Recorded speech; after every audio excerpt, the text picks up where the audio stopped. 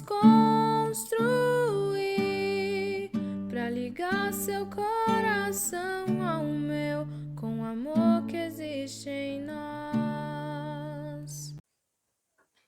O Senhor esteja convosco. Ele está no meio de nós. Proclamação do Evangelho de Jesus Cristo segundo Lucas. Glória a vós, Senhor. Naquele tempo, os apóstolos disseram ao Senhor: aumenta a nossa fé. O Senhor respondeu: se vós tivesseis fé, mesmo pequena como um grão de mostarda, poderíeis dizer a esta moreira: arranca-te daqui e planta-te no mar, e ela vos obedeceria. Se algum de vós tem um empregado que trabalha na terra ou cuida dos animais, por acaso vai dizer-lhe quando ele volta do campo: vem depressa para a mesa? Pelo contrário, não vai dizer ao empregado: prepara-me o jantar, singe-te, serve-me, enquanto eu como e bebo, e depois disso tu poderás comer e beber? Será que vai agradecer ao empregado porque fez o que lhe havia mandado? Assim também vós, quando tiverdes feito tudo o que vos mandaram, dizei: somos servos inúteis, fizemos o que devíamos fazer. Palavra da salvação. Glória a vós, Senhor. Pode sentar-se. Você sabe que a nossa missa chega a muitas pessoas de longe, de perto. E não sei se a Angélica, lá da Baixada Santista, está sentindo a falta do gato. Até outro. A Angélica sempre pergunta do gato. Como é que o gato não está na missa hoje? Mas não é aquele, esse é outro. Acho que outro foi votar, né? Então, ele está comprometido. Ele está com ciúmes desse. Então. O gato é igual nós. Tem dia que não vem, é por isso. É por isso, né? Que às vezes vem ou não vem. Muito bem. E depois vou falar para vocês porque falo do gato. Bom, mas não sei se vocês repararam, tem uma frase no final do Evangelho que nos chama a atenção e às vezes as pessoas não ficam entendendo bem. O Evangelho que acabamos de ler, ele termina com uma frase assim: quando tiverdes feito tudo o que vos mandaram, dizei: somos servos inúteis. Então teve uma pessoa que falou comigo, eu digo: mas como é que pode dizer o Evangelho que nós somos inúteis? Né? Como é que Jesus diz que nós somos servos inúteis? Bom, não é do jeito que você está pensando. Então a gente poderia dizer assim: olha, tudo aquilo que nós fizemos foi nossa obrigação. Por exemplo, se você é uma pessoa honesta, uma pessoa correta, uma pessoa justa, você não vai exigir que todo mundo bate palma porque você é uma pessoa boa. É sua obrigação, né? Então, não é merecimento nenhum. Você é uma pessoa certa, você é uma pessoa boa. Você está já vivendo de acordo com o caminho certo. Então seria nesse sentido que Jesus fala, quando ele fala assim, somos servos inúteis, simplesmente diz assim, olha, simplesmente fizemos a nossa obrigação, nada demais. Porque ninguém é inútil. Ninguém é inútil. Inclusive eu dizia nesses dias para umas pessoas que vinham pegar comida lá na casa dos pobres, e que estão morando na rua. Então eu estava falando que todo mundo precisa votar, porque você não é lixo. Por quanto você pobre ou miserável você seja, Pode ser que as pessoas te considerem desse jeito, mas Deus não. Deus não. Para Deus, você é a pessoa mais importante do mundo. E hoje, pelo nosso voto, você deve se sentir uma pessoa importante. Do seu voto depende o futuro do Brasil. Então você veja como você é uma pessoa importante. E você não pode renunciar a isso. Não, eu vou cumprir o meu dever. É a minha obrigação. Eu sou responsável desta terra, sou responsável desse país. É o momento, então, de você mostrar que você realmente tem a sua responsabilidade com o nosso Brasil. De votar, escolher aquelas pessoas que você acredita que vão renovar a esperança num Brasil melhor. Tudo bem? Depois tem uma outra expressão no Evangelho, já que nos faz refletir mais a fundo. Não sei se vocês repararam no início do Evangelho, diz que os apóstolos disseram a Jesus, ao Senhor, aumenta a nossa fé. Aumenta, Senhor, aumenta a nossa fé. Será que nós também precisamos pedir a Ele de aumentar a nossa fé ou não? Todos vocês que estão aqui, vocês que estão me ouvindo nesse momento, vocês todos são pessoas de fé. Aí a gente pergunta, quando é que uma pessoa tem fé? Será que eu tenho muita fé? Tenho pouca fé? Então nós poderíamos traduzir assim, né? Você é uma pessoa de fé porque é uma pessoa que tem confiança. Uma pessoa que tem confiança. Especialmente confiança em Deus. Mas como nós não vemos Deus, ninguém de nós viu Deus, a própria Bíblia diz isso, que ninguém viu Deus, a humanidade viu sim a pessoa de Jesus. Jesus de Nazaré. Ele foi gente como todos nós. Nós não vimos ele, mas pessoas que viveram na época dele, viram ele, acompanharam ele e deixaram por escrito o testemunho dele. Por isso nós conhecemos a pessoa de Jesus. Então eu digo que tenho fé porque eu tenho confiança nele, na palavra dele. Está vendo? Eu tenho fé nele. Por exemplo, é uma coisa que eu já falei inclusive com vocês, quando a gente fala, por exemplo, da vida depois da morte. Como é que depois que uma pessoa morre, onde que vive ainda? Acabou tudo? Então a gente não sabe. Porque ninguém veio do outro mundo, nesse mundo, para dizer o que existe depois da morte. Um diz que acaba tudo aqui, outro diz não. Onde está a verdade? Eu pego a pessoa de Jesus. Eu sou seguidor dele. Eu acredito nele.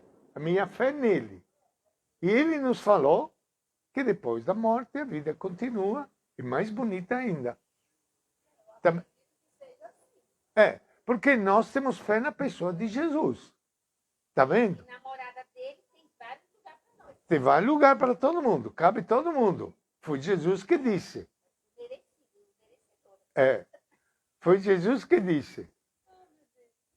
Olha, parece bem, porque nós somos merecedores. Mais ou menos. Olha, você deve pensar assim, olha, nós vamos no lugar bonito, não porque nós merecemos, mas porque Jesus disse Deus é bom. Porque Deus é bom e é misericórdia. Ele guardou lugar para todo mundo. Entendeu? Então, fé é esta confiança, especialmente na pessoa de Jesus. Mas, muitas vezes, os acontecimentos da vida faz abalar essa fé. Eu lembro sempre, porque fiquei impressionado, não sei se eu já contei para vocês, que um dia eu estava lá na Santa Gema, era inclusive um dia de semana, tinha uma missa de 7º dia, de um jovem. E aí apareceu uma senhora, me dá um nome, né, desse filho dela que tinha falecido. E ela me deu um nome, eu falei assim, olha, estou dando um nome, estou mandando rezar a missa aqui pelo meu filho, não porque eu quero, mas porque todos os parentes, todo mundo pediu para eu mandar rezar a missa. Mas eu não acredito mais em nada. Eu não acredito mais em nada. Eu perdi toda a fé, porque eu pedi tanto a Deus por este meu filho. Ele não me ouviu. E ela falou. Eu, diante de uma mãe que perde o filho, você fica sem palavras, né, gente? Diante de tanta dor. Ela não tinha mais fé. Ela dizia que não tinha mais fé. Então eu disse para ela, olha, se eu não tenho mais fé, eu respeito, mas eu quero só lhe dizer uma coisa. Deus tem fé na senhora. Deus acredita na senhora. E Deus está aqui para ouvir o seu grito de dor e de desespero. Mas isso para dizer que, às vezes, tem acontecimento na nossa vida que abala a nossa fé. Né? E a gente acaba até perdendo a fé. A gente não acredita mais em nada. Por isso que todos nós temos que pedir continuamente a Deus, a Jesus, a mesma coisa que eles pediram aqui. Senhor, aumenta a minha fé. Porque sem fé a gente vive na escuridão. Vive na escuridão. E como ele disse, de vez em quando a nossa fé vai diminuindo, vai se enfraquecendo. E aquilo que Jesus ensina. Jesus sabia tudo isso, né? Por isso que ele diz para nós, olha, nesse momento você confia. Tem uma frase na primeira leitura também que nos chama a atenção, que diz assim, olha, se demorar, espera. Se demorar, espera. Pois ela virá com certeza e não tardar. Confia. Confia. Mesmo que você perca toda a confiança. Mesmo que você não acredite mais. Faça um ato de fé. Mesmo assim, faça um ato de fé e diz, Senhor, eu não acredito mais. Não creio mais. Mas aumenta a minha fé. E você vai ver que mais cedo ou mais tarde a luz da fé vai brilhar de novo na sua vida. Né? Isso é assinar um cheque em branco para Deus. Eu não acredito mais em nada, não confio mais em nada, mas, Senhor, me aumenta a minha fé. Me ajude. E depois tem outro aspecto também falando da fé. E aqui vem o exemplo de São Francisco de Assis, que eu falei para vocês que nós vamos ter missa com a bênção dos animais na próxima terça-feira, aqui na Casa dos Pobres. Ele traz para nós um exemplo fantástico de fé. Quando ele dizia na vida dele, meu Deus, meu tudo, eu não preciso mais de nada. E para ele era tudo sinal de Deus. Ele olhava o sol e sentia Deus olhando o sol. Louvado seja meu Senhor pelo irmão sol. Olhava a lua, aí sentia o jeito de Deus. Louvado seja meu Senhor pela lua. Olhava os pobres, as pessoas, e ele via nelas o rosto de Jesus. Olha, ele vivia esta fé presente na vida. Os animais, irmão cachorro, irmão gato, irmão passarinho, irmão lobo, eram todos irmãos, irmãs. Por isso que tem a bênção dos animais no dia de São Francisco. Todas as criaturas, as florestas, os rios, ele sentia, ele respirava Deus. O problema é que muitas vezes nós somos cegos, a nossa vida está cheia de tanta coisa que a gente não percebe que Deus está presente na nossa vida sempre. Não sei se vocês conhecem aquela história do profeta Elias, que ele recebeu um aviso de Deus, dizendo assim, olha, Deus vai falar com você. Deus vai falar com você. Então ele ficou esperando Deus que falasse com ele. Viu um relâmpago e pensava que, olha, é Deus que vem chegando. Mas a Bíblia diz, Deus não estava presente no relâmpago. Veio um movimento de terra, começou uma chuvarada aí, então ele pensou, é Deus que está chegando para falar comigo. E a Bíblia diz, Deus não estava naquele movimento. Chegou uma brisa leve, uma brisa leve, uma brisa leve. E a Bíblia diz, Deus estava nessa brisa e falou com ele. Isso é, para dizer, né, que muitas vezes esse Deus se manifesta através de coisas cotidianas, corriqueiras da nossa vida, que se a gente não presta atenção, passa, mas era Deus que estava lá. E o povo, vocês todos têm esta experiência, prestem bem atenção, desta fé na vida. Quantas vezes vocês mesmos, em nosso povo mais simples, mais pobres, fala, olha, foi Deus. Foi um milagre. Aconteceu isso. Não é assim que acontece? Quantas vezes você experimenta Deus na vida? Isso é fé. Sentir Deus presente na vida, no momento do sofrimento, da doença, a força que você tem, a luta, a coragem para você enfrentar isso. Entendeu? E por isso, falando de doença, gostaria todos nós rezarmos agora pela esposa, né, do seu José, né, que a Irma estava me contando hoje, né, que não está muito bem de saúde. Depois da missa nós vamos levar a comunhão, né, para ela. Nós vamos fazer já uma oração, né? E certamente nesse momento é que a gente sente Deus que nos sustenta, que nos dá força, diz para cada um de nós, luta, não desanime, né? Vamos lutando. Enquanto tem um sinal de vida, é esperança que não pode morrer.